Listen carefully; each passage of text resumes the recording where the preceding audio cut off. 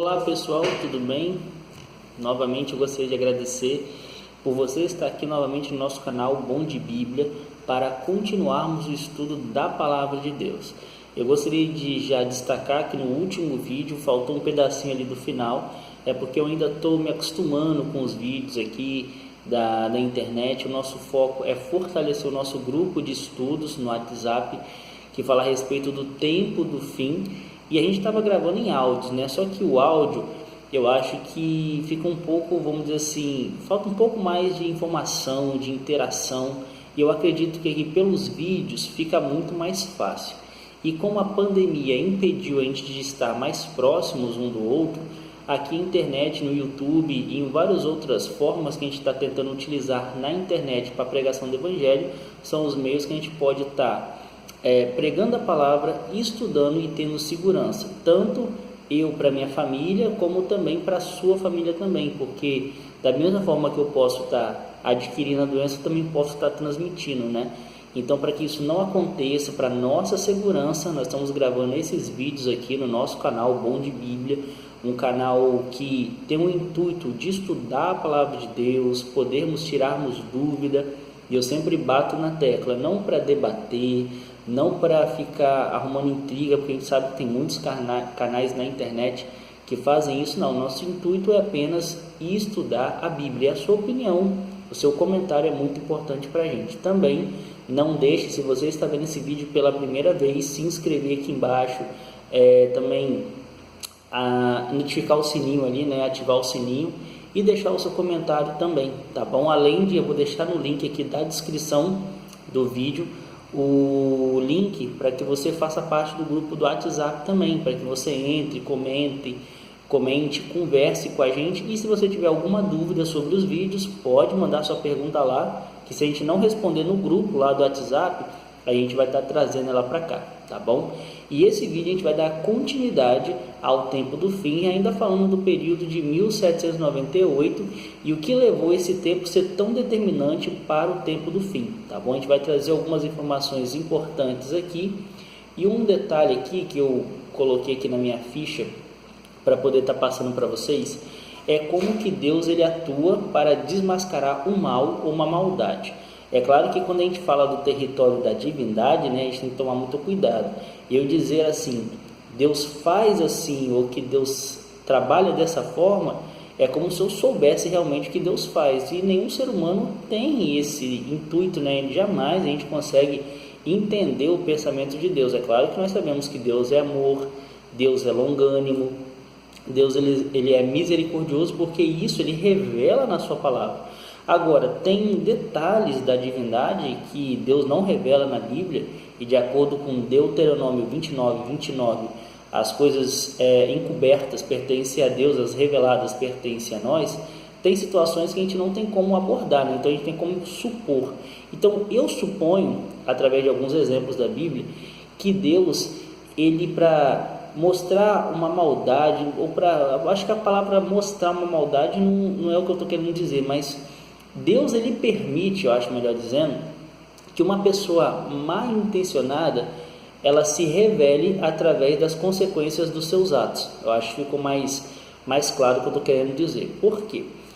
Quando nós vamos para o grande conflito, né, falando de Lúcifer, a queda que tem no céu, você nunca se perguntou por que Deus não destruiu Lúcifer lá em cima?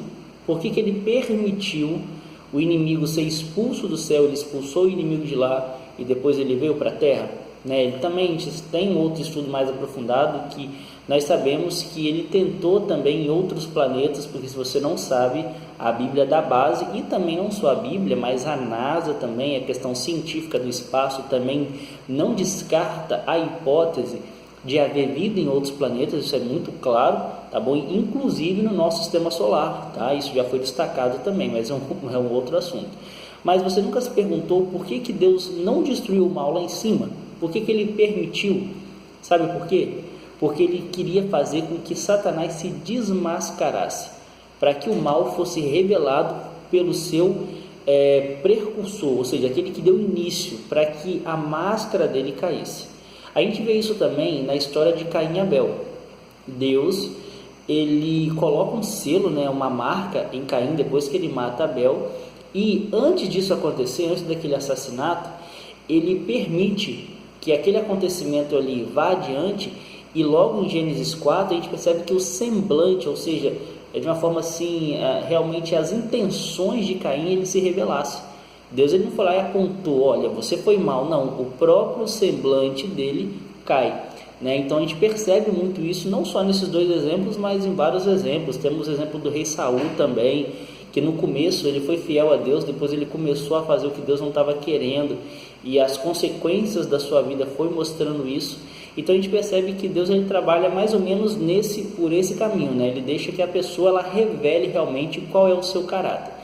Quando nós vamos para Daniel capítulo 7, dando ainda continuidade ao estudo desse capítulo e falando do chifre pequeno, nós percebemos que o inimigo também teria um tempo de atuar, e depois desse tempo ele seria desmascarado, para mostrar de fato qual é a sua verdadeira intenção.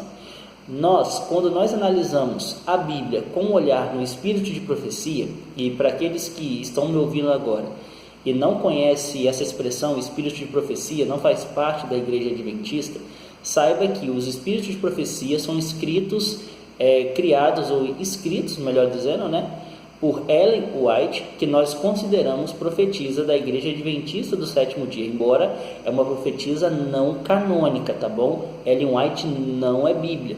Só que ela criou vários livros, né? Ela escreveu vários escritos inspirados por Deus também. E a gente tem várias formas de averiguarmos isso, não é o assunto agora.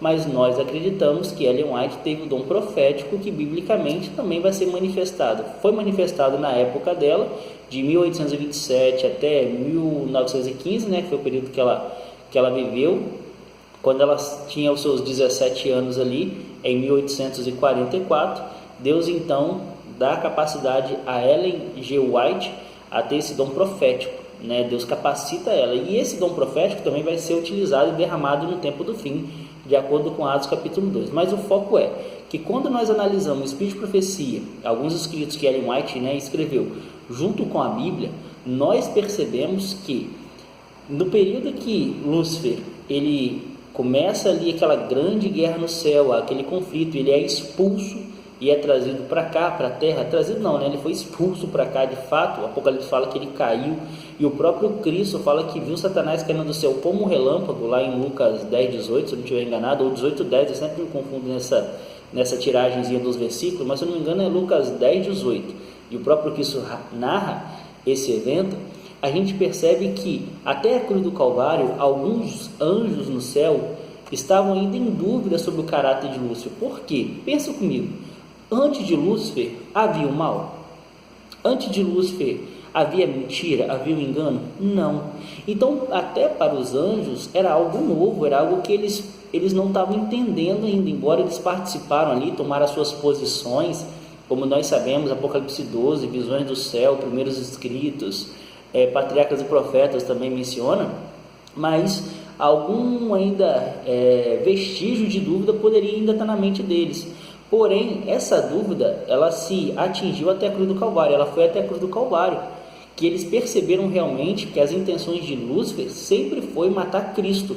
Como ele não conseguiu fazer isso no céu, ele então teve o seu apogeu, né, de certa forma, vamos colocar assim, né, o seu caráter revelado quando Cristo morre na cruz do Calvário. Então os anjos percebem de fato qual é o seu caráter, qual era a intenção dele, e depois daquilo ali não tiveram mais dúvidas. A gente também pega esse mesmo conceito e a gente coloca também para Daniel 7. Por quê? O ser humano também, eles precisam entender que o inimigo ele trabalha com engano, trabalha com a mentira e sempre vai querer o mal das pessoas em vez do bem. E quando nós vamos para Apocalipse capítulo 7, a gente percebe que o inimigo ele quis tirar o santuário de Deus de foco e colocar o seu próprio santuário. Você lembra de 2 Tessalonicenses, que nós já lemos esse texto aqui, que fala que o inimigo se assentou-se no santuário de Deus como se fosse o próprio Deus. Isso significa que ele armou um santuário substituto, onde ele teria um trono, onde ele seria adorado, as pessoas iriam até lá para pedir perdão dos seus pecados. Já começa a fazer alguma analogia, alguma comparação? Vai montando aí. E ele então prepara todo um santuário para ele, um espaço para que aquela adoração que ele queria ter no céu, ele possa receber aqui na terra. E durante 13 séculos, esse poder, ele ganha muita força, que nós falamos no estudo passado, que é a supremacia papal. A Igreja Católica Apostólica, quando ela foi criada, ela surgiu ali no primeiro século da era cristã, ela realmente tinha o intuito de permanecer fiel a Deus. Porém, quando João, o último discípulo vivo, ele morre e agora a igreja passa a seguir a sequência dos cristãos primitivos ou daqueles recentes estudiosos dos discípulos, a gente percebe que com o tempo alguns cristãos, devido à perseguição, acabam se corrompendo um pouco, alguns vão perdendo a fé. Claro que manteve sempre aqueles íntegros, tá bom? A verdade de Deus, ela não foi de fato melhor dizendo, descartada, não, ela sempre teve aquele grupo fiel. Só que chegou um momento que, a partir da entrada de Constantino o Grande, a partir do 4º século depois de Cristo, a igreja passa por um período de trevas, que a gente fala ali que é o período de Pérgamo, onde a verdade ela começa a se misturar com a mentira, e essa igreja que foi originada para ser a igreja pura, ela começa um processo de se corromper. E quando a gente vai para o Apocalipse 17, ela se corrompe por quê? Por causa das suas imundícias, das suas prostituições e por causa dos reis da terra. Ela acaba se corrompendo por causa dos imperadores, dos reis, de ganância, de poder, e ela acaba se corrompendo. Então a igreja pura do Apocalipse 12 passa a ser uma igreja corrompida. Porém, os remanescentes da igreja pura, eles continuam, tá bom? Tanto que eles são destacados em Apocalipse 12, 17 e Apocalipse 14, 12 como aqueles que guardam os mandamentos de Deus e testemunham de Jesus. Só que esse poder religioso, com o passar do tempo, ele se corrompe. E é aí que Satanás então utiliza esse período religioso, esse centro religioso, melhor dizendo, a palavra centro religioso acho que ficou um pouquinho fora, mas ele usa esse poder religioso, acho que ficou mais legal agora, esse poder religioso para ser o seu santuário, para ele poder ser adorado, para ele poder dizer o que tem que ser feito, para ele receber também adoração, como eu já mencionei, poder, vamos dizer assim, chegar aonde ele queria ter chegado no céu, como eu acabei de explicar.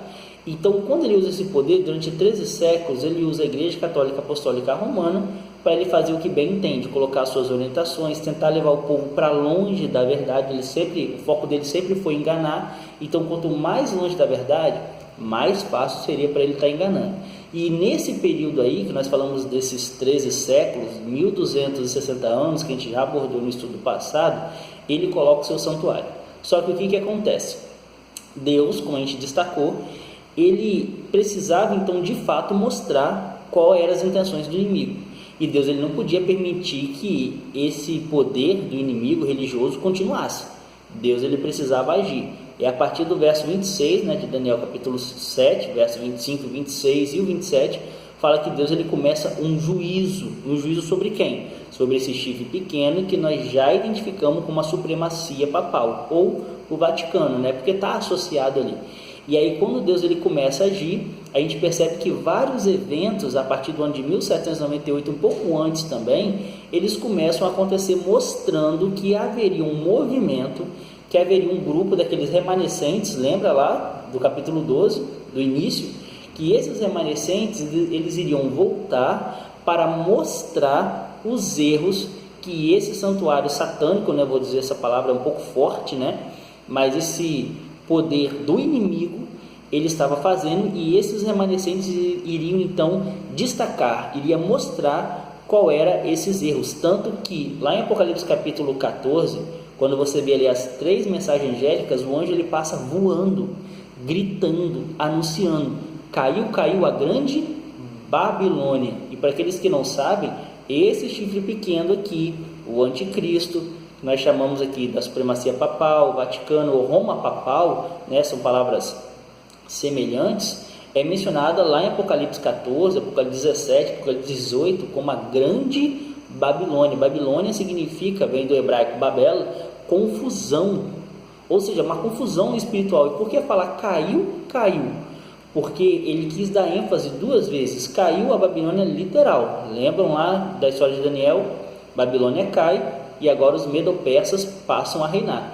e também caiu pela segunda vez, que é a Babilônia espiritual, que é essa confusão religiosa que passa a existir depois que Constantino o Grande ele entra no poder. Ele se diz ser cristão, se diz agora ser católico, né? Ele se batiza no tanque octagonal em Roma pelo Papa Silvestre, e ali ele começa agora a misturar verdades com mentira, trazer doutrinas pagãs para dentro do cristianismo, né? Isso aí é um outro estudo, a gente vai falar mais isso em outros momentos.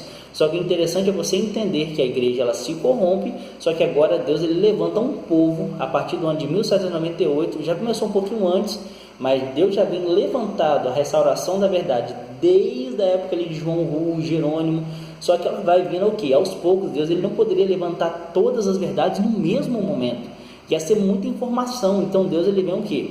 Com os poucos, justificação pela fé, romper o ligamento com a igreja mãe, mostrar às pessoas que devem voltar para o foco da Bíblia. Depois, com o tempo, vem a questão do amor de Deus, a questão de Deus amar o ser humano, que Deus não havia se esquecido do ser humano, a teologia de John Wesley, que foi tão importante para a reforma também protestante, Martinho Lutero entra em 1517 com a questão da justificação pela fé. Logo em seguida a gente vê a Igreja Batista também trazendo os ensinamentos do batismo por imersão e tantos outros ensinamentos, e depois a gente vai vendo que a verdade ela vai sendo o quê? Progressiva. A verdade ela não é estática. Deus ele revela suas verdades a cada manhã para o seu povo, aquele que busca em oração e humildade. Deus sempre está revelando novas verdades, e a verdade agora ela começa a ser restaurada. Aquelas mentiras que a igreja durante 13 séculos lançou sobre o povo, aos poucos elas começam a ser dissipadas e a luz começa a vir agora na mente do povo de Deus, e o remanescente ele começa a surgir.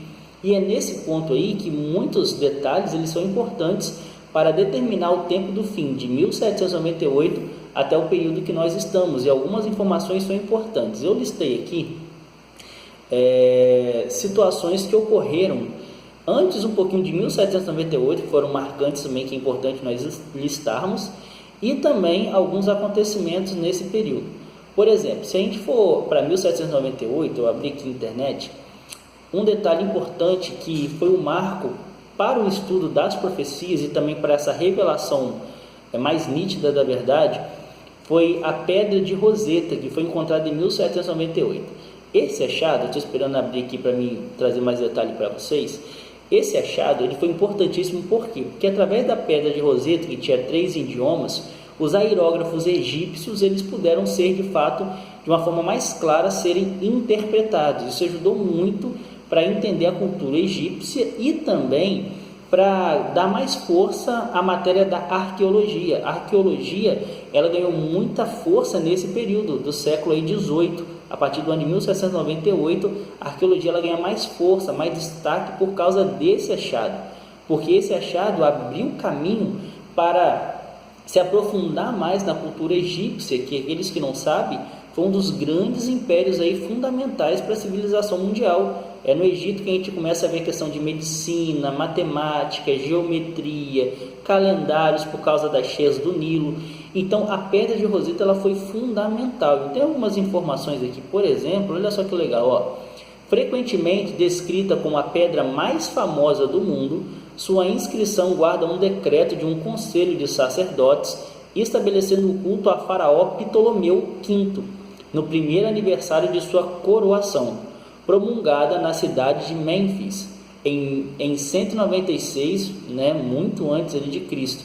Essa deliberação é registrada em 3 versões com conteúdo em geral equivalente, mas escritas diferentes.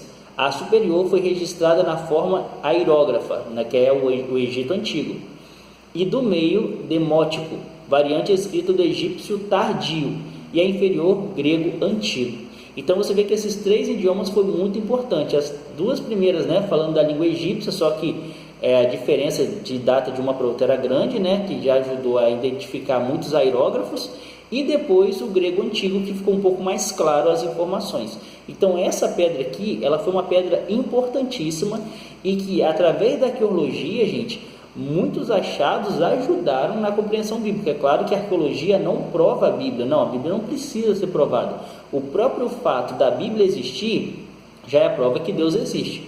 né? Quando um escritor cria um livro, o próprio livro é a prova que aquele escritor existe, né? Porque se o escritor não existisse, aquele livro também não existiria. Logo, se a Bíblia existe e ela tem todas essas informações, profecias que foram cumpridas, profecias que estão se cumprindo, com certeza o seu escritor, o seu autor existe. Logo, Deus também existe. Então a arqueologia não serve para provar a Bíblia, mas ela deixa mais claras as evidências. Através da arqueologia foi descoberto Babilônia, tá bom? Tem um estudo muito bacana que mostra ali o descobrimento de Babilônia em 1898. O leão também, que aparecia ali em Daniel como representando Babilônia, é encontrado nessas escavações. A porta de Ishtar e dentre outros materiais e achados bem bacanas. Então essa pedra de Roseta, ela foi fundamental para o início de uma forma mais potencializada da arqueologia e também para os estudos bíblicos, porque as pessoas tiveram mais curiosidade para estudar a Bíblia. Um outro acontecimento que eu listei aqui também, e que é muito importante, é a prisão do Papa Pio VI. Eu até mencionei isso no estudo passado, só que é bom a gente refrisar, tá bom? O aprisionamento do Papa, gente, foi algo que marcou muito, e isso fez com que as pessoas dessem um estalo e falassem, olha, alguma coisa está para acontecer. Quando acontece alguma coisa lá, né, naquele país, dentro de outro país, né, lá no Vaticano, alguma coisa está para acontecer, né? Então a gente precisa ficar de olho. Então isso também foi muito forte, e a gente percebe que isso foi tão forte que no Apocalipse 3, verso 3, ali menciona que a besta ela seria ferida, e essa foi a ferida, né? A prisão do Papa Pio VI e a morte dele também em 1798. Olha os eventos um perto do outro, né, que fez as pessoas instalarem para entenderem o tempo do fim, né? Abrir a sua mente.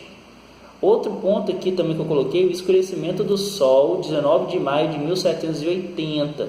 Gente, isso aqui também marcou, tá? Parece que é pouca coisa, mas é muita coisa. Eu até marquei aqui, olha só essa introdução, ó. Ao amanhecer e todo o fim da tarde, ou seja, estava amanhecendo e ainda no final da tarde, o sol passou a adquirir um tom avermelhado e a luz brilhava rosada à noite. Todos os estados a noroeste da Nova Inglaterra, de Maine a Connecticut, no dia 19 de maio de 1780, amanheceram com o céu nublado, uma brisa refrescante e certa garoa em regiões dispersas. E aí continua dizendo, e outros relatos em outros jornais e documentários da época falam que ficou tudo escuro. E como começa aqui dizendo, era no amanhecer. Então, se fosse já no pôr do sol para a noite, tudo bem, mas estava amanhecendo. Isso marcou muito também. Então vai listando aí, ó. Deixa eu pegar aqui minha lista de novo. Vai colocando aí, ó. O escurecimento do sol, o Papa Pio VI sendo aprisionado, isso foi muito forte, marcante. E também o terremoto de Lisboa, que aconteceu, se a gente for marcar aí, os 30 para 40 anos, quase 50 anos, né? Antes. Mas também foi um marco importante. O terremoto de Lisboa, eu até destaquei aqui também, atingiu proporções, gente, de escalas enormes, né? Pegou vários países ali da Europa e realmente marcou. Deixa eu só ver se eu encontro aqui. Deixa eu só achar aqui. Ó, o terremoto de Lisboa teve um enorme impacto político e socioeconômico na sociedade portuguesa do século XVIII, dando origem aos primeiros estudos científicos do efeito de um sismo numa área alargada, marcando assim o nascimento da sismologia moderna e vários outros aqui, né? Não vou ler tudo, mas foi outro fator também que marcou muito essa época, pessoal. Marcou muito. Então você percebe que foram vários eventos que foram alertando as pessoas de que algo estava para acontecer. Ou seja, Deus estava dizendo, olha, vai chegar um momento em que aquele poder, o chifre pequeno, a besta, o anticristo ou a Babilônia, ele vai ter o poder de reinar, porém a minha paciência tem limites. Vai chegar um momento que eu preciso então levantar o remanescente, e lá em Isaías mostra esse remanescente, que ele iria restaurar as brechas, que ele iria restaurar as verdades de novo, para que a mensagem pudesse ser pregada, e aí as mentiras do inimigo pudessem cair. Você lembra do começo do estudo? O inimigo ele foi desmascarado, Caim foi desmascarado, Saul foi desmascarado, e esse poder religioso que o inimigo levantou para ser o santuário na terra, também vai ser desmascarado por esse remanescente. Por isso, uma característica muito importante a partir do ano de 1798 é essa desmascaração, ou seja, essa queda, essa mentira que vai ser revelada nos últimos dias. Tanto que em Apocalipse, a terceira mensagem angélica, deixa eu encontrar aqui, rapidinho, Apocalipse capítulo 14, deixa eu encontrar aqui, a terceira mensagem angélica diz assim, presta atenção, se você não está com a sua Bíblia, passa o teu costume de pegar na hora dos nossos estudos, tá bom? Olha só, Apocalipse 14, verso 9, seguiu-se então o terceiro anjo, dizendo em grande voz: se alguém adora a besta e a sua imagem, e recebe a sua marca na fronte ou sobre a mão, também esse beberá do vinho da cólera de Deus, preparado sem mistura. E aqui o texto, ele continua. Então você percebe que ela começa a ser desmascarada. A terceira mensagem angélica já mostra, já deixa claro a marca, a besta, quem segue ela. Então tudo isso mostra que está envolvido com esse poder. A segunda mensagem angélica, olha só o verso 8. Seguiu-se outro anjo, segundo dizendo: caiu a grande Babilônia, que tem dado a beber a todas as nações do vinho da fúria da sua prostituição. Aqui a terceira mensagem angélica é sobre a queda. Só que essa queda não é literal, não é que as colunas vão quebrar, não. Aqui é queda espiritual. Por quê? Se a mentira ela cai, é porque a verdade ela prevalece. E aos remanescentes, eles começam a perceber quais são as verdades e começam a desmascarar. Por isso que a partir do ano de 1798, houve um estudo, gente, potencializando, ou potencial, vamos dizer assim, para ser mais claro na língua matemática, né, exponencialmente falando, acho que é a palavra mais certa, dos estudos do livro de Daniel e Apocalipse. Eu tenho aqui uma pesquisa que há muito tempo eu já tinha lido, só que eu gostei de trazer, que fala que Leroy Frum, para aqueles que não sabem, gente, Leroy Frum foi um grande teólogo da Igreja Adventista, foi editor também, escreveu vários livros na Casa Publicadora Brasileira Adventista, e ele diz assim: de 1800 a 1844, mais de 600 pesquisadores e teólogos marcaram a data para a volta de Jesus por volta do ano de 1840 a 1849. E ele destaca, gente, que não era só no norte dos Estados Unidos, né, que a gente foca muito no Guilherme Miller, no movimento millerita, mas não, foi em várias partes do globo, teve na Europa, mais afastado um pouco, em outros continentes. Então, a partir do ano de 1798, do tempo do fim, o livro que estava selado, Daniel capítulo 12, verso 4, que a gente vai falar nisso no próximo estudo do livro selado, ele passa a ser aberto. E as pessoas passam a compreender melhor o livro do Apocalipse, o livro de Daniel, que de fato desmascara a marca da besta, desmascara o chifre pequeno e mostra de fato que o chifre pequeno de Daniel também é Babilônia, registrada em Apocalipse, na qual ela irá cair. Por quê? A verdade de Deus ela sempre prevalece. Tá bom, pessoal? Então foi mais um estudo aqui para a gente fazer uma revisão que pega ali 1755 do terremoto de Lisboa, né? E vai até 1798, alguns eventos, tá? Só resumindo, falando um pouquinho desse período, e que Deus então permitiu que Satanás atuasse nesse período para mostrar de fato qual era a sua intenção, tá bom? Ele fez isso antes da cruz do Calvário para que os anjos percebessem de fato qual era o caráter de Lúcifer, e depois ele permitiu de certa forma também para que todo ser humano pudesse contemplar as maldades, a tirania e a crueldade desse anjo maligno, para que a gente possa sempre tomar a decisão ao lado de Deus e saber que Deus ele sempre age da forma correta com qualquer adversidade que aconteça. Você deve estar se perguntando, né? Mas por que Deus permitiu isso?